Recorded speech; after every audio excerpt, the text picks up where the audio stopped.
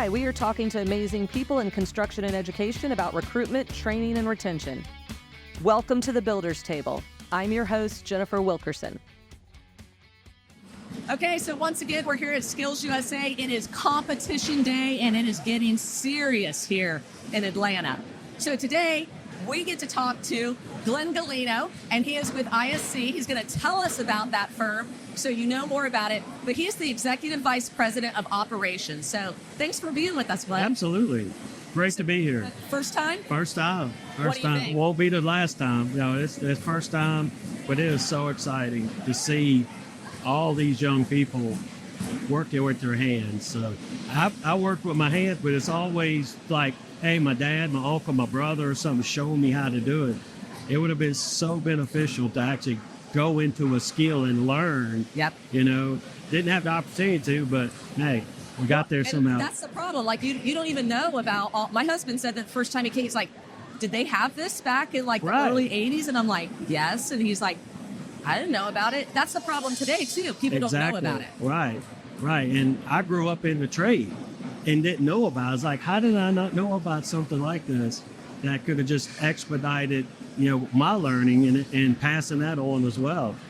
So it's great to be here. I mean, and see all this, even the skill crafts. I mean, they just not doing it. They're doing it skillfully too. Yeah. So you worked with your family. They taught you things, but how did you get into the industry? Was it a family member? How did that happen? Yeah. So I guess just, you know, my family, where my grandfather migrated over in the early 1900s, started his own strawberry farm. So grew up working with his hands, you know, built everything up. My dad was one that he wasn't going to pay anybody to do it. You know, if it needed to be fixed, we're going to do it. I had a dad like that too. And if we don't know how to do it, we're going to figure it out. You know, we may break it along the way, but we're going to figure it out. So early on, I was, you know, running machinery, tractors, welding, doing carpentry work. So it just came second nature as my older brothers, and it's because I'm the youngest of four, as they got to where they got married and they started wanting to build their house, we all helped each other build houses. You know, it's just a thing you did. Right. You know? So I had cousins that would come and help and so forth, real good friends. Even the house we in now, I helped my dad build when I was 14 years old. And wow. So we bought the homestead and remodeled it. And that's what we're living in now. So it's kind of like, you know, a circle of life, you know, started there, helped him build a garden and so forth. So this past year, built my own garden in the backyard where he had the garden. It's really just natural, you know. I was telling Stacy earlier, you know, every time something breaks, it's like, okay, how can I fix it? Right. You know, it's not pay somebody to fix it. It's just how can I fix it? And so it's rewarding. You know, I was telling somebody yesterday, when you build something as a craftsperson, nobody has to tell you did a good job, because you walk away and you say, I did that. It's just something about building it yourself. And, you know, it's like, well, I can do this. And then when you walk away from it, it's like, wow, that looks pretty good, you know. I didn't think I could do it, but hey, right. I've got through it, and it, yeah, it's just an awesome experience. And seeing all these little people doing that, they have to be, you know, have that same feeling. It's like, you know, when they walk away from whatever project, plumbing or carpentry or electrical or whatever, I did this, you know. And some of them, I mean, they're really impressive craftsmen. They really are. I mean, it's really impressive. Well, it's interesting that you say that, because I think young people naturally want to build a lot of them want to build things. Like you build sandcastles, or you build Legos, or right. And at some point, we don't tell them they can have a career doing it. Right. Which is like such a shame. They don't even know that. Why do they start doing it and then stop? It's because they don't know. They don't know. It's like we just mentioned a while ago. We didn't know we had these opportunities in the 80s. No, you know? not at all. You know, and they stopped doing it, right? Like shop class started disappearing, right? Right. So when I was in high school, we actually had shop class. We had welding, carpentry. We didn't have auto mechanics, but we had small engine repair. And just spending, you know, 2 or 3 months working on small engines. Now, I still work on small engines today. You know, And I tell people that, I said, look, when you get into a craft, nobody can ever take that away Nope. from you.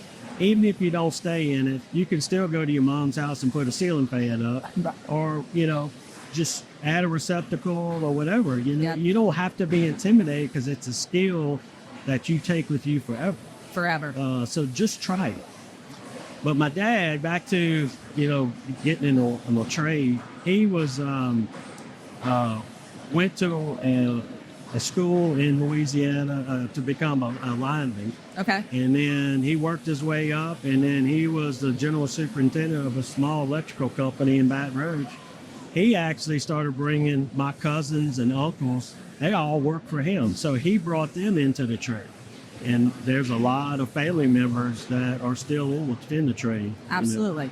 So And you've stayed 35 years, am I right? 35 years, yeah. So what is it about ISC that's kept you there? It's a great company. The two owners are actually first cousins of mine.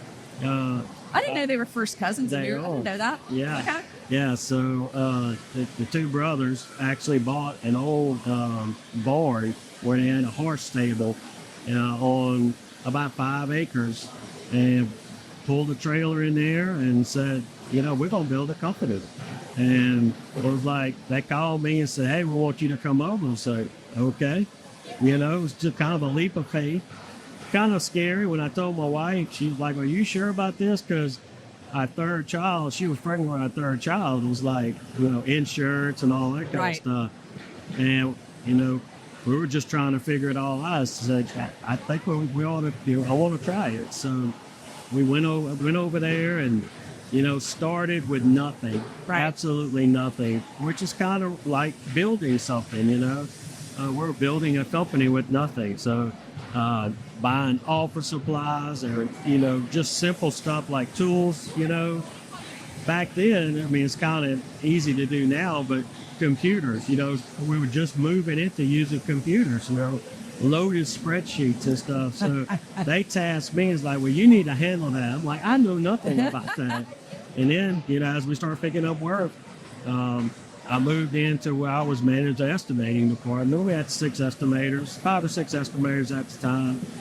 We decided we opened an office in Houston, Texas, and we decided we needed another office on the east side of Texas. So I said, yeah, I'll go do that, And so went over there, and they give you free reign. It's like, just tell us what you want to do, how we need to do it. So I went over there, found some land, found a builder, brought them over there. This is what we want to do. I like it.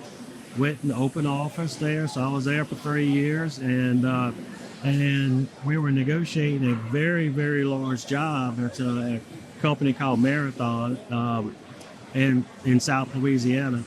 And they said, we need you to go run the job. I'm like, go run the job? Yeah, okay. I have to think about that. They're like, no, we really need you to do it. We don't have anybody else that can go run a job this size. It was pretty daunting getting started, because I don't like making mistakes, but it's construction. You're gonna kind of live and learn. And so was able to get the job staff, and it turned out it kept growing and growing and growing. We were doing a good job, and the owner kept giving us more work.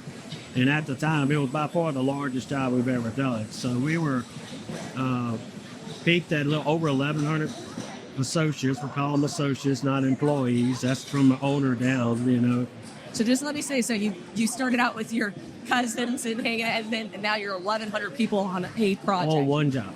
It was about $127 million project. So at the time, we were doing about $50 million a year. So it was doubling our volume. So Absolutely. Just to kind of, just where we were, and that was in the early 2000s. It turned out to be a fantastic job. We won 2 ABC awards, national awards on that project.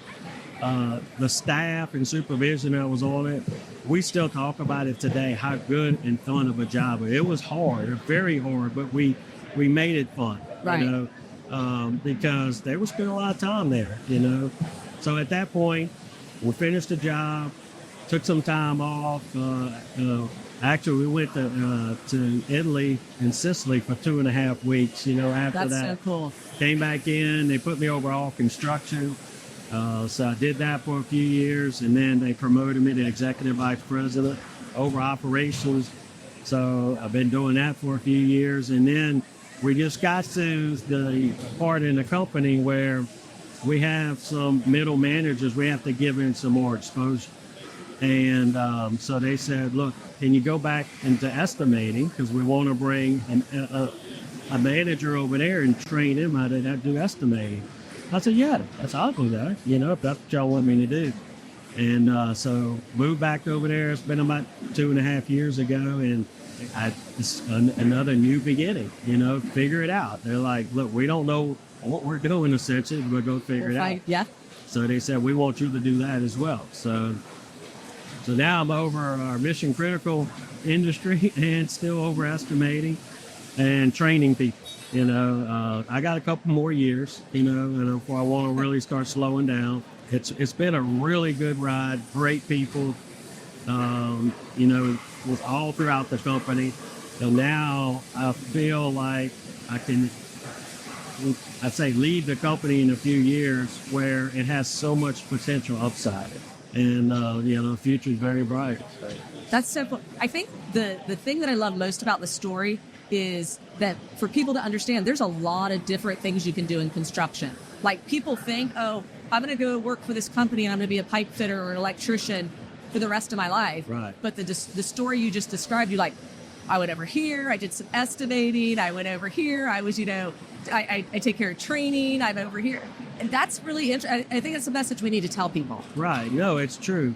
They gave me the opportunity to work in every department in our company except accounting and engineering. Those are only two. So like you said, training, workforce development, business development, tools and equipment. At some point in time, it's like, I need you to do this. Can you go do this? Can we go do that? So when you do that, then you have to start building those teams, and you build those teams that with a very diverse background. In fact, like our quality manager, he worked with us on that marathon project in early 2000. He had a marketing degree, but he was just looking for a job. He's right. And super smart man, and just you couldn't give him something he couldn't handle. And now he's our director over quality, safety, training, and human resources. That's so cool. And it's like, you look at his resume, you never would have picked somebody like that. That's what we look for, in all aspects of the company, whether it's staff positions or craft positions. It's like, who wants to come learn? We're going to give you the opportunity. We're going to give you a career path. We're going to pay for your education. We're going to give you time off to go to school. That's the kind of people we're looking for, Right. Is just people that says, yeah, I want to be a part of something, and I want to come work for it. Obviously it worked for you. You kept saying yes every time they said, hey, how about doing this? Sure. Yeah. What I really want to hone into is that what you said, we pay for your education and we give you time off to go to school while we're paying you for that. So I think a lot of people need to understand that happens in construction. They don't know that. Right. Yeah. And it's not just the craft. We have engineers, construction management major. When they come to work for us, we have a really good intern program where they're sophomores on up. They work with us while they're in school. But we always tell them school comes first. Do not let whatever we give you work-wise jeopardize school. If you got a project, you need to take time off, just let us know. Yep. That is a priority. So and that comes from our, owners on down. Workforce development was always the second tenet. It was safety and then training. In fact, with our chairman, he was the ABC national chairman back in early 2000s, and still today is always involved in training. We have our executive meetings once a month, and it's like, okay, how's training? It's never gonna let up, and it shouldn't. Right. Because we have to build the crafts people for the future. And it's kind of interesting that I've seen in the last probably 6 or 7 years is our workforce is changing. we've got a lot of women that's come on to the workforce as well. A lot of Hispanics. So we're having to adapt and have, some bilingual training and that sort of thing. That's exciting. It is. It's very exciting. It's exciting. It's funny because there was a young woman, superintendent, that I spoke to not too long ago, and she said, people don't understand how diverse our industry is getting. Like, she said, construction, we want everybody. She said, we really, we may not have done a great job previously promoting it and stuff. She goes, but you go to project sites, it's starting to really be a diverse group of people. Absolutely. I don't know the exact number, but if I had to guess, we probably have over 20% female on that Really? one project. Yeah. That's awesome. It is. It is. And they work. They're in it just like everybody else. Absolutely. It's not like we're having to set something aside for them to do. They just part of the crew or the team or working in whatever aspect of the building. It's Did exciting. you guys do something specific to try to get that number of women in No, working? we don't target a number. One thing we do is we like to use referrals, so we go to our supervision and we say, well, look, we're getting ready to start bringing on more craft people. We're going to need 100 in the next month or two. Do you have people that you would recommend? And we find that that's the best method of recruiting. We're still trying to find locals. That particular area in Ohio is just a ton of work. But when you need the big numbers, you got to go and do some other things. So we've been doing the referral program, and they bring in excellent workers. And Hispanic supervisors going to bring Hispanic craft and foremen and so forth, and the women too.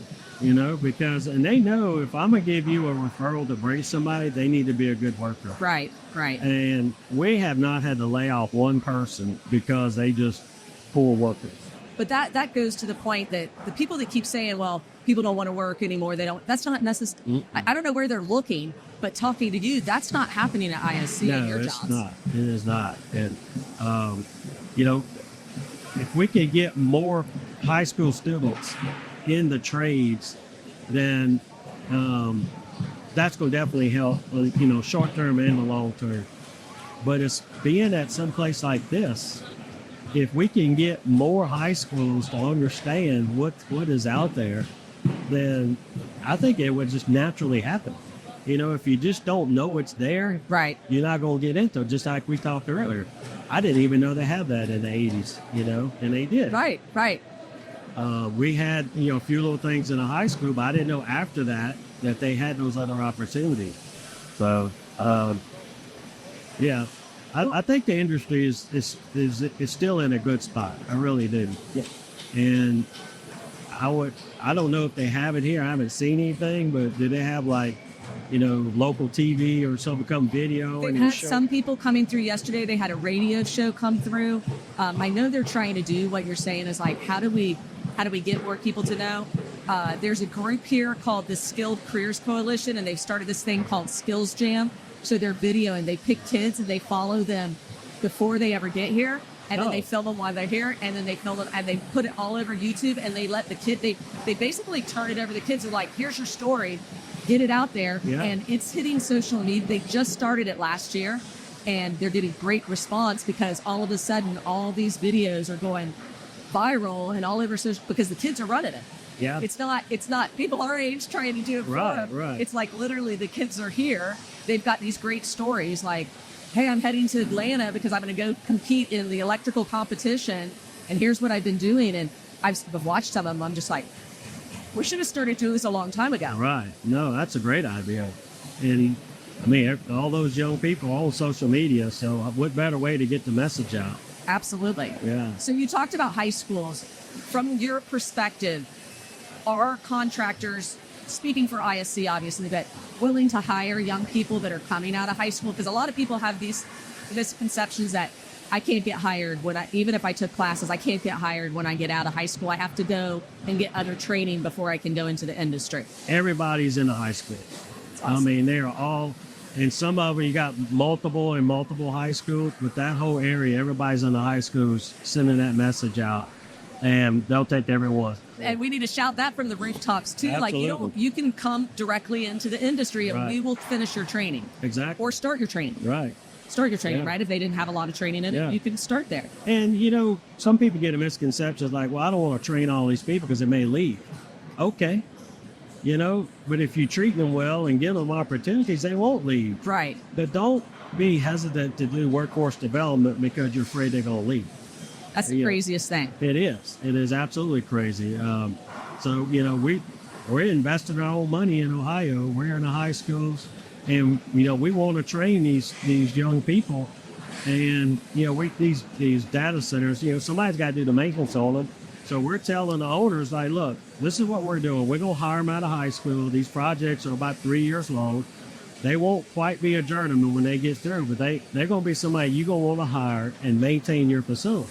So it's just part of our business plan, knowing that we're going to spend the money to train them, but you get the benefit Absolutely. of it. We do too, but we want to leave a legacy there to say we're helping the community. Yes. And teaching these young people trades. And then for you, just the owner, you get the benefit of it. Yeah, and I love that. I think that ISC's been known for workforce development. You guys really do it. But that is a great story. People need to start thinking about the meta centers, Meta, and the fiber optics, and all these huge things that are going around with these data centers Right. that they need people not only to build it, but then they need to be there to maintain. Who's going to take care of the electricity? Who's going to take care of the cooling? And so knowing that you guys are, I bet they did look at you like you had three heads. Yeah. But yeah, we'll pay for the train, we'll take them, and then you'll have them as an employee. Right. And then those people that don't want to travel can stay there. Like maybe they like ISC and they're like, hey, I want to go travel with other Sure. jobs. Or I just want to stay close to home and I'm going to continue to work at this incredible Right. data center. But that's your choice. Absolutely. We want it to be their choice. And we do that a lot at ISC is we have like a rolling backlog of 18 months. So we know when projects are coming down and which areas are coming down. So we become real aggressive on going to pursue other work because we never want to lay anybody off because we don't have the, unfortunately with COVID, we had to. But for the most part, if you leave, it's because you want to leave, or go do something different. But we have people that's been working for us for 35 years, never missed a day of work, impressed with it, and they didn't desire to be in supervision or safety or quality. I like to be in the Bradford. I work at this facility, maybe Exxon or Shell or Dow, and they've been there their whole career, and they're retiring now. It's pretty cool to see. That is very cool. We That's had our very 35th anniversary just last weekend, and it was good to see people that had come up through the trade, stayed in the trade, and retired, and they came back. So we invited our retirees to come up, and it was like, man, how's it going? And That's fun. yeah, it's really cool. That is good. And I love that because I think this is what people have to hear. Opportunities, career opportunities. You'll hire them out of high school. You'll pay for their training. They have time off to do it. And you said something that I think parents would want to hear is you tell them, put your education first. Yep. We've got projects, but we want you to get the education.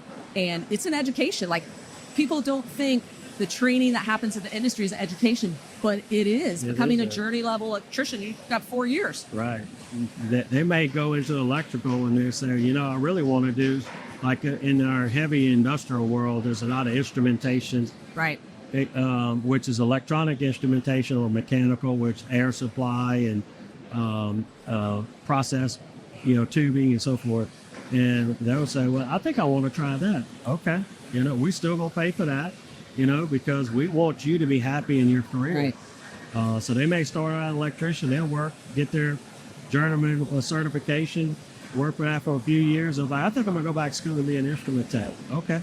Or instrument fitter, so sky's the limit, Yeah. The sky's the limit. Yeah. So we're not going to be one that's going to say, no, don't do that because I need you here. Right. It's right. like, no, you do that because I want you here. Keep doing what you want to do so you can stay here. That's why you guys have so many people that stay and retire from your company is because you give them that opportunity. Right. That's awesome. But I want to make sure that people know if they want to find out about your company, Sure. where should they go? Yeah, I would say the website, iscgrp.com or social media, with Facebook page. Facebook, LinkedIn, Right. everywhere. You're there. We're there. Exciting. Thanks for being with us and taking Absolutely. time. And I hope you have a great time walking around. We've already had a great time, and we're going to go tour some more. So Awesome. Thanks. thanks.